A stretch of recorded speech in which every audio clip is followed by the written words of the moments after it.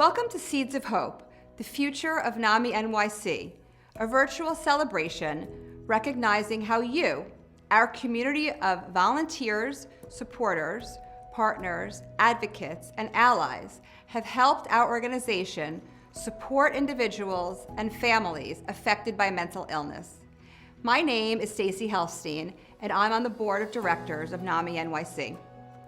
Mental health has been on all of our minds, and we still don't fully understand the impact of living life this way due to the COVID-19 pandemic. In fact, nearly 1.6 million adult New Yorkers experience mental illness every year, and COVID-19 has only increased the demand for mental health services. Prior to the pandemic, approximately 9% of adult New Yorkers experienced symptoms of depression each year.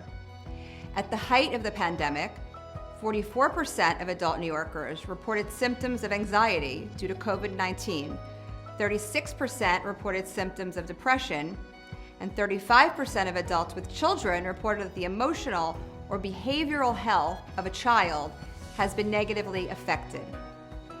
Before the pandemic, New Yorkers of color were at higher risk of mental health challenges, yet received less mental health care than white New Yorkers.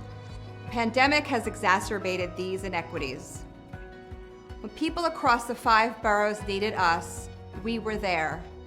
And I know firsthand because I'm not only a board member, I am also a Helpline Responder, answering calls from individuals and families in need, seeking support and assistance to get them through these difficult times. And we are doing just that. We have seen record growth in the last 2 years, touching the lives of 30,000 individuals through our array of programs and services, all available free of charge because of supporters like you. Never before has mental health mattered more, and never before has your support of NAMI-NYC been more critical as we continue to meet this moment and help New York recover from these historically challenging times.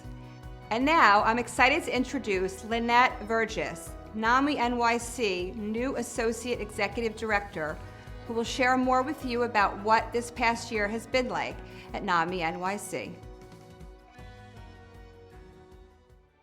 Thank you, Stacy. I joined NAMI-NYC as Associate Executive Director in April 2021, and I've been blown away by the ways in which NAMI-NYC has responded to the circumstances of the last 18 months. Navigating through this pandemic is no small feat, and being a peer-led organization, meaning our team and the volunteers we rely on to help us deliver our services, are living with or supporting people living with mental health issues presents even more challenges, as we are living through the same situations we're working so hard to support our participants through.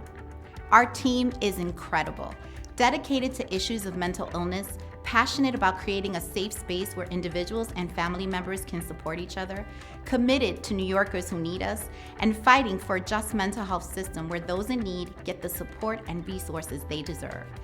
This year has been both challenging and rewarding as the pandemic continues to wreak havoc on our lives. We've touched the lives of 30,000 individuals, providing information, education, support, and advocacy to both individuals and family members affected by mental illness. Some quick statistics to give you context. The number of people reaching out to our helpline for support increased 156% over last year. We've also increased our education classes with 126% more graduates than last year. We've provided nearly 2,500 hours of free, evidence-based education to 330 graduates. Our support groups grew by about 30% with a total of 4,670 visits. Our public education events, which are monthly presentations on a new mental health topic each month, reached nearly 3,000 people, an increase of 225% over last year. For family members, we're the only organization in New York City providing this kind of education and support. Those of us living with mental illness need family and friends who understand and can support us. If you or someone you know could benefit from our support, please reach out to NAMI-NYC's helpline at 212-684-3264 or via email at helpline@naminyc.org. We can help. We're so proud of your impact this year through our programs and services. We also realize that while we continue to support families and individuals dealing with these challenges, we must also do our best to fight for a mental health system that provides meaningful support and fair treatment without discrimination, so that families and individuals living with mental illness can live with the dignity and respect they deserve. I'm so happy to introduce Kimberly Blair, NAMI-NYC's Public Policy and Advocacy Manager, who leads our efforts to promote policies and laws that educate, protect, and support people affected by mental illness. Thanks, Lynnette. Improving the lives of families and individuals in New York City impacted by mental illness requires our government to be champions for legislation that reimagines the mental health system. When we bring the perspective of the family member and the individual living with mental illness directly to policymakers, we help educate elected officials to prioritize policy decisions that ensure quality services and enhance recovery for the mental health community. This year, we've been busy building an army of advocacy ambassadors who are leveraging their voices to change the mental health system and to ensure all of us are able to live our lives with the dignity and the respect we deserve. We focused on several issue areas, including decriminalizing mental illness, integrating mental health education into our school system, increasing access to mental health services, and improving the quality of those services. Because of supporters like you, we made recent contributions towards ending solitary confinement for people with mental illness, eliminating state budget cuts to the behavioral health sector, and have made significant efforts towards $112 million in city funding being allocated towards a peer-led, non-police response to mental health crises calls. We're also adding additional priority areas to our policy agenda, including supportive housing for people affected by mental illness and treatment and support for members of our community living with dual diagnoses or substance use disorder. There has truly never been a more important time for mental health advocacy, not only because of the pandemic, but in light of the significant changes taking place at both the city and state, now and in the next couple of years. We have a new administration at the state level, a new mayor, and a new administration at the city. This is an exciting time to be working on mental health advocacy. I am so proud to be part of building this movement and ensuring the issues our community members deal with every day remain front and center among our elected officials. To learn more and to join our movement, visit NAMI-NYC.org/advocacy. And now, I'd like to introduce to you Robert Potter, a volunteer whose life has been positively impacted by NAMI-NYC's services. I'm Bob Potter. I'm a New York City kid, born and raised, and I've been involved with NAMI, 15 years. I was still in denial about my diagnosis, and at that time I really needed to reach out to somebody to stop my isolation. And so my therapist suggested NAMI-NYC. NAMI was a perfect fit.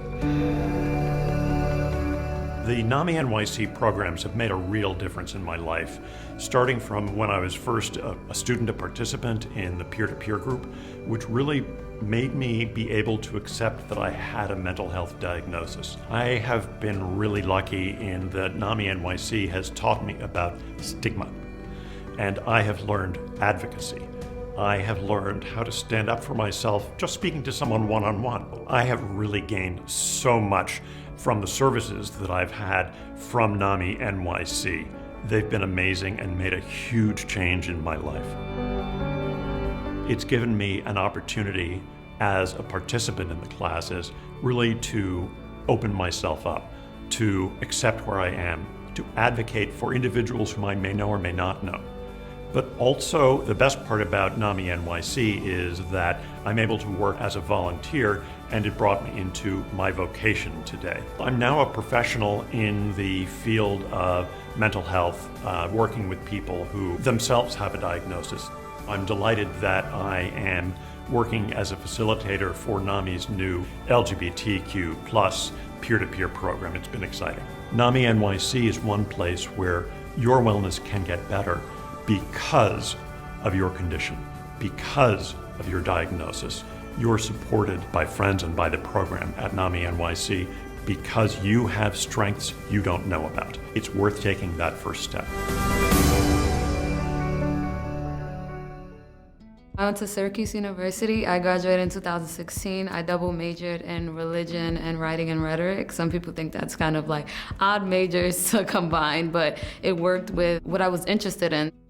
College was the first place where I actually experienced hardships firsthand with my mental health. My senior year was the hardest year for me, especially with my anxiety and battling also like depressive thoughts, dissociation, things like that. That was also the first time in my life that I ever even heard the phrase mental health is something that you have to take care of. Because I didn't realize that I was experiencing anxiety and depressive symptoms since I was like 11 years old, but I didn't realize what it was until I was catching the panic attacks. It was hard for me not to be able to give the amount of effort that I usually was able to give because I was neglecting a part of myself that needed tending to. Following college was the hardest year for me. I wasn't able to function the way that I would like to, especially since I'm reestablishing myself in the world, seeing my family, and living in my home for the first time in 4 years. So I was scrolling on Facebook one day and a NAMI-NYC ad popped up for ending the silence.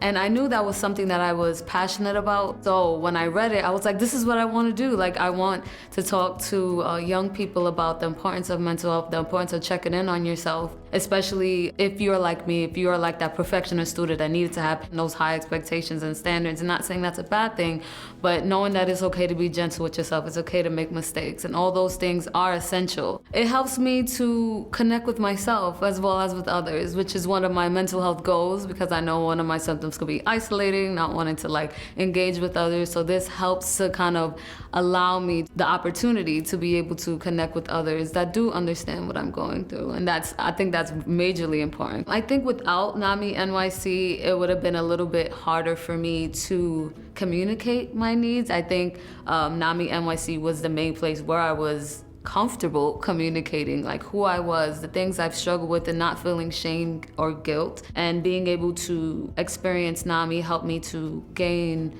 that perspective as well as my voice, so that I can talk about mental health for myself and also talk about mental health within my family. One of my main messages about mental illness and mental health is that it does not stop you from achieving your goals. It doesn't stop you from doing anything that you want to do. When I was struggling at my rock bottom moment, I thought that my life would just be shifted and changed and I won't be able to do anything. Like, I have anxiety, so I'm just gonna want to stay in my room all the time, but I didn't. And it didn't stop me from doing anything. Yeah, of course, like self-care might look different for me. I gotta go to therapy, and that's okay. And being able to connect with myself and grow and get to know myself and love myself better is the most rewarding thing I've ever experienced. So I might have a mental illness, but it definitely does not define me.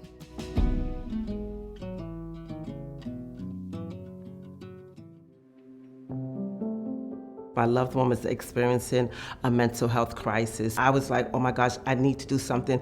So I called the helpline, and they told me about NAMI-NYC. NAMI-NYC offers a variety of services, and the one that I utilized was the family to family, which best suited me and my situation. And that's basically educating family members of those with mental health conditions about mental health. By attending the NAMI-NYC Family to Family, what I learned is that I'm not alone, because I didn't know anything about this mental health disorder. I know that when I started out, I was very quiet, reserved, cried a lot. But when I came out of it, it was like a whole new world, because education, being educated, was so important for my family and myself. And how I was able to take it back, I had a better understanding of my loved one's mental health illness. It really helped me be able to communicate better with my loved one. Before the services, my loved one was always in a crisis. And I think because of my education and me attending the NAMI-NYC Family to Family, they're taking their medication, they're working. They seem at this point to be doing well. I came in as a participant, a student, and from there I was offered to teach. So I was able to give back everything that I received. I was now able to give back as a teacher. And then from teaching, I became a staff member. So I'm just overwhelmed, and I'm honored that I'm able to be part of NAMI-NYC, this organization, to help, to advocate, and to educate. What I would like people to know about mental health and mental illness is that it's not a choice. Just try to be as patient with your loved one as well as with yourself. If you care for yourself, you'll be able to care better for your loved one. I'm thankful for the NAMI-NYC team because they are warm and they are welcoming. They understand. They have a heart. They're compassionate. They just have, to me, this team has a gift and a calling, and now I'm part of that. You've heard about our work and our impact. Just a few short years ago, we were a staff of 12 with a budget just over $1.5 million. Today, we are 20 strong with a budget over $3 million. We could not have grown in this way without the generosity of supporters like you. Thank you. We are working hard to build the future of NAMI-NYC, and the timing could not be more critical. As we celebrate our upcoming 40th anniversary, your investments will enable us to continue to stand side by side with individuals and their families impacted by mental illness. The COVID-19 pandemic continues to have a profound impact on the mental health of New Yorkers. Struggling with the loss of loved ones due to the pandemic, social isolation, rising food and housing insecurity, and increased mental health challenges, more people than ever before need NAMI New York City's critical services. With your support, we aim to double our impact by providing vital programming and advocacy to 70,000 individuals and families by 2024. Your contributions will also enable us to scale our peer-led model and family focus to increase our impact in underserved and marginalized communities, fight and advocate for a just mental health system, create and expand service offerings to meet the changing needs of our participants, and transform our organizational infrastructure to maximize our reach. We hope you can support our vital work by making a contribution today. Prior to the pandemic, we only offered programs in person. Since the pandemic, we've only offered programs virtually. We are now preparing to offer programming both in person and virtually to ensure anyone who needs our support can access it in a way that makes sense to them. We're proud of having a wide front door with as few barriers to entry as possible. We need your help to ensure we can continue to support each and every person who comes to us for assistance, most especially as this number continues to grow. We hope you're as excited about the future of NAMI-NYC as we are, and I hope we can count on your generous support today. Please visit NAMINYC.org/donate or text to make a donation. Your generosity sustains us, and you make hope possible. Thank you.